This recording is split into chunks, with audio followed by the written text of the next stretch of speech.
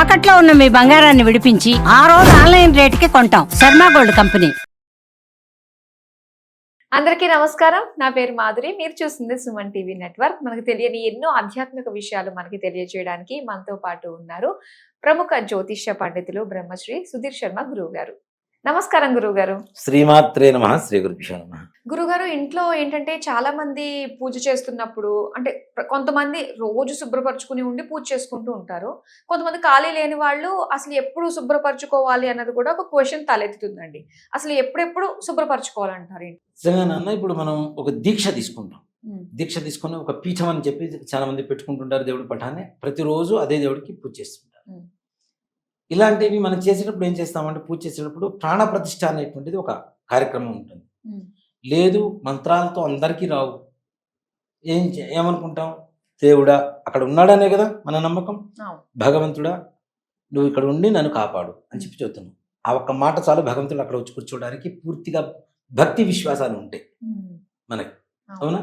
భగవంతుడు వచ్చిన ప్రతిరోజు అన్ని కదిలిస్తుంటే కష్టం కదా.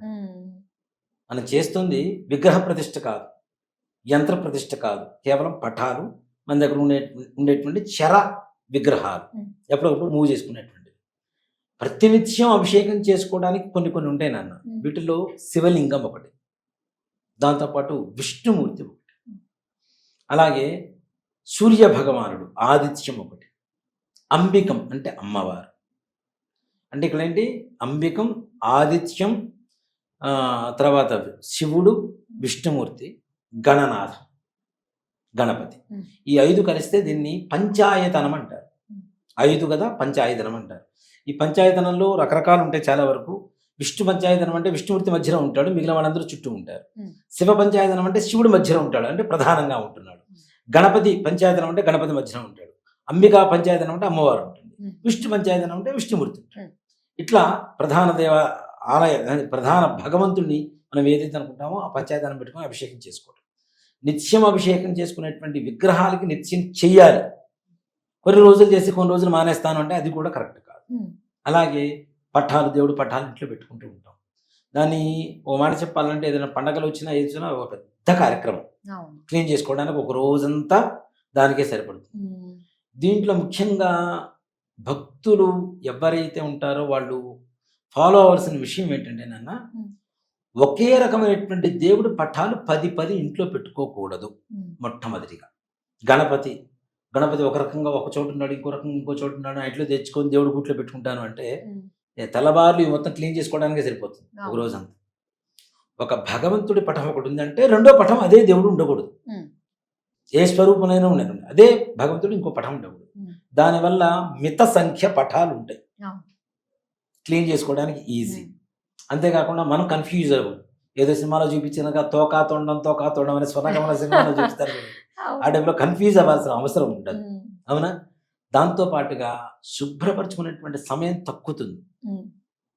అప్పుడు దైవ ఆరాధనకి సమయం ఎక్కువ పెంచుకోవచ్చు కావాలంటే. మరి ఏ రోజుల్లో ఇవన్నీ శుభ్రపరచుకోవాలి అంటే, నిత్యం ఆ భూమి కింద ఏదైతే ఉంటుందో, మన భూమి ఉంటుందో దాన్ని ప్రతినిత్యం శుభ్రపరచుకోవాల్సింది. దాంట్లో అనుమానం ఏం లేదు. కానీ విగ్రహాలు, పటాలు ఏవైతే ఉంటాయో, నిత్యం అభిషేకం అలవాటు లేనటువంటి వాళ్ళు అమావాస్య వెళ్ళిన మరుసటి రోజు, ఏ రోజైనా కావచ్చు, చాలా మంది శుక్రవారం వస్తే కదిలించాం కదా, మంగళవారం వస్తే కదిలించాం కదా అని చెప్పి చాలా మంది చెబుతూ ఉంటారు. అమావాస్య వెళ్ళిన మరుసటి రోజు ఏ రోజైనా సరే తప్పనిసరిగా శుభ్రపరచుకొని, పులికాపు చేయటం అంటారు దాన్ని, శుభ్రపరచుకొని చక్కగా మరలా బుట్లు పెట్టుకొని పూజ చేసుకోవచ్చు.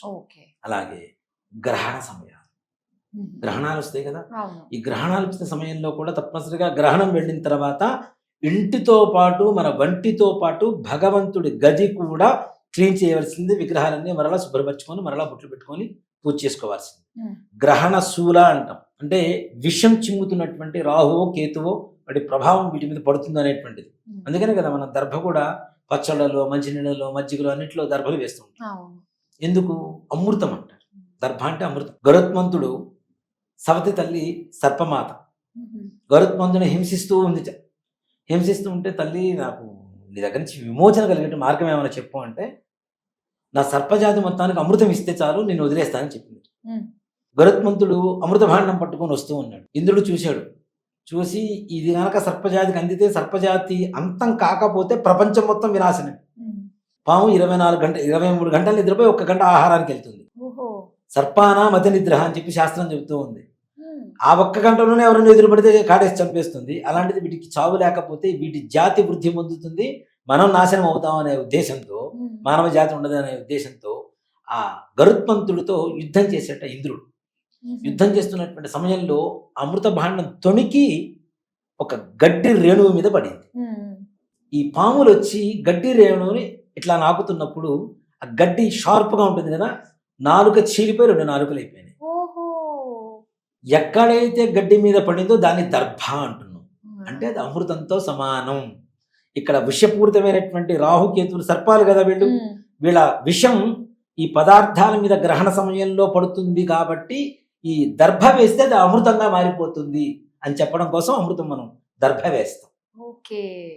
ఇది కాబట్టి ఈ రకమైనటువంటి పరిస్థితులు ఉన్నాయి. కానీ గ్రహణం వెళ్ళిన తర్వాత తప్పనిసరిగా శుభ్రపరచుకోవాలి.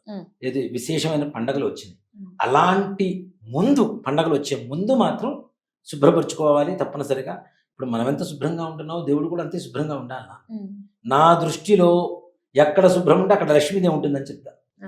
నేనంటే లేచినప్పటి నుంచి నేను కూడా 10 సార్లు నా ఇల్లంతా క్లీన్ చేసుకుంటూ కూర్చుంటాను. కాబట్టి నీట్గా, అంటే శుభ్రత లేకపోతే మనమే ఉండను నాన్న, దేవతలు ఎందుకు ఉంటారు నాన్న? వాళ్ళకి ఏం అవసరం? నువ్వు పడి ఉండు అంటే ఎట్లా పడి ఉంటారు వాళ్ళు? వాళ్ళకి ఇవ్వాల్సినటువంటి గౌరవం ఇవ్వాలి, వాళ్ళకి ఇవ్వాల్సినటువంటి స్థానం ఇవ్వాలి కదా.